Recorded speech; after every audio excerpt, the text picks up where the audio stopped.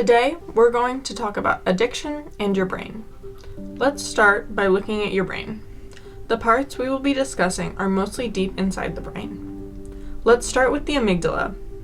This small area lies deep in the brain and is part of the limbic system. It's responsible for keeping people alive from immediate threats. It's linked to sense memory of an event, like smell or sight. If there was a threat at a certain location, like crocodiles by the river, the brain would remember that.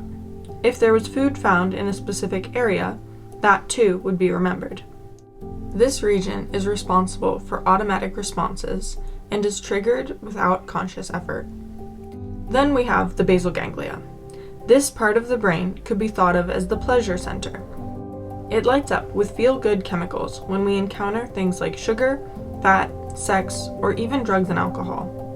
It is this area of the brain that kept early humans alive by reinforcing pleasurable experiences to make survival easier.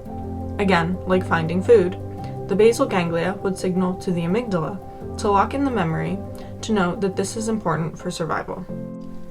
Drugs and alcohol are not necessary for survival, often the opposite, but they feel good, so the amygdala locks in that memory. I also want to tell you about the prefrontal cortex. This big area is your stop system. It controls reasoning, logic, impulse control, and is not fully formed until age 25. You don't really see a lot of 28-year-olds doing the Tide Pod challenge. It takes years for this region to fully develop. This is why teens often have less understanding of their future self and do risky things, because that control is not strong enough yet. And using drugs before the age of 25 can have a big impact on prefrontal cortex development, including increasing your risk for brain injury and mental illness. One last bit of anatomy and science is neurotransmitters. These are chemical messengers that get released from one neuron and dock at the receptor sites of another neuron. They are powerful and amazing, but when manipulated from outside sources, they can throw the chemistry of your brain out of balance. That can cause downstream negative effects on your ability to think and make decisions.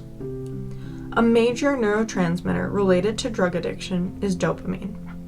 Dopamine is released by the brain in response to pleasurable activities, ensuring that you'll do that activity again, like eating. Drugs and alcohol also influence dopamine to be released into the reward center of the brain, which motivates people to use again. Anything that is pleasurable can be misused. You can run too much, eat too much, or do risky things chasing adrenaline that puts your life in danger. If you engage in a behavior so much that it negatively impacts your ability to function at school or work, it becomes a problem. Drugs hijack control of your brain and drive you to seek out more of that drug. The temporary and artificial pleasure you can experience from using drugs is many times more intense than a natural high, like running or eating, and it is quite dangerous. However, once the brain becomes dependent on a drug, you may start to seek it out more and more. This, in turn, can impair your functioning at school, work, or in relationships, making you suffer mentally, emotionally, physically, and socially. We understand that some people will use substances because they're trying to relieve discomfort, whether it's anxiety, depression, or a history of trauma.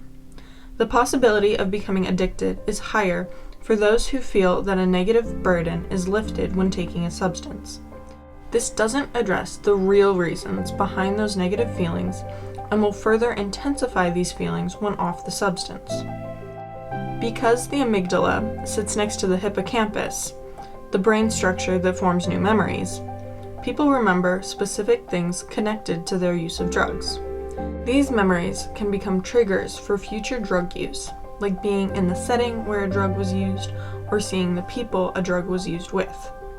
It could be a friend you used with, or walking by a store where you bought alcohol, or even a song on the radio that was playing when you were high.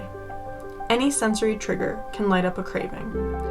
This is why we now understand that cravings and relapses cannot be equated to a lack of willpower. It is something that happens automatically in your brain. The best thing you can do to prevent from giving in to cravings is to speak with someone who can help and to avoid triggers whenever possible. In summary, this is your brain. It's amazing. Some of it is automatic. Parts of it give you access to reasoning and logic. And if you're a teen, it's still developing. So remember, be kind to your mind.